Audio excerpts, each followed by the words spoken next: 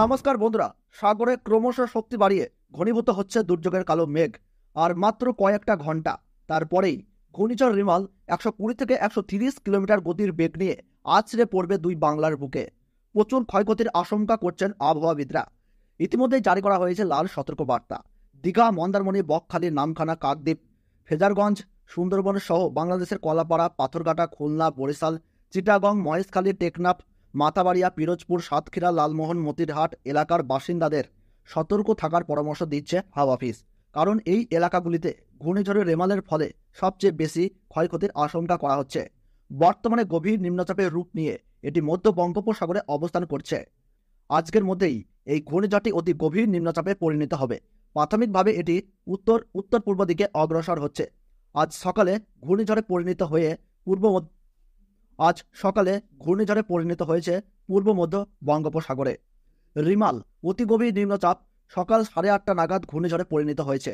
এর ঠিক 12 ঘন্টার মাথায় আনুমানিক রাত্রি 9টা নাগাদ এটি সিভিয়ার সাইক্লোন বা প্রবল ঘূর্ণিঝড়ের রূপ নেবে।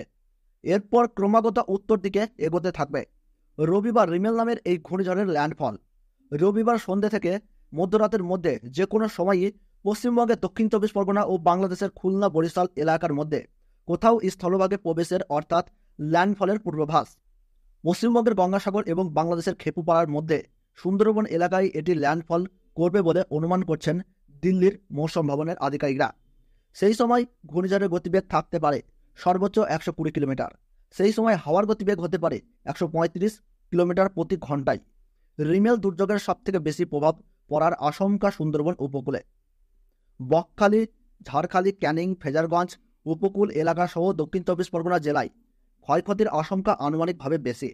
100 থেকে 120 কিলোমিটার গতিবেগে ঝড় এবং প্রবল বৃষ্টির আশঙ্কা।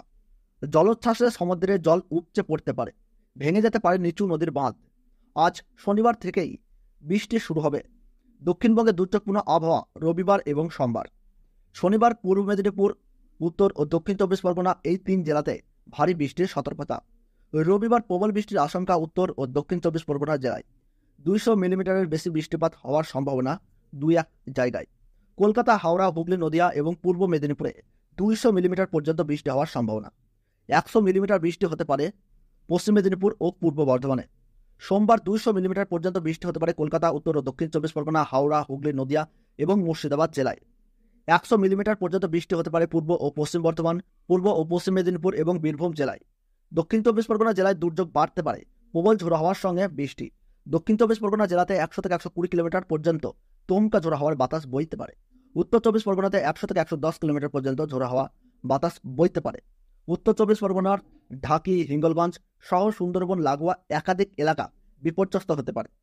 কলকাতা, হাওড়া, পূর্ব মেদিনীপুর, নদিয়াতে 80 থেকে 100 কিলোমিটার পর্যন্ত দমকা ঝোড়ো হাওয়া বইতে পারে। তো বাংলাদেশের কলাপাড়া, পাথরঘাটা, খুলনা, বরিশাল, চিটাগং, মহেশখালী, টেকনাফ, মাথাবাড়িয়া, পিরোজপুর, সাতক্ষীরা, লালমোহন, মতিরহাট এইসব এলাকায় বায়ুর সর্বোচ্চ গতিবেগ 80 থেকে 100 কিলোমিটার থাকতে পারে বলে অনুমান করা হচ্ছে।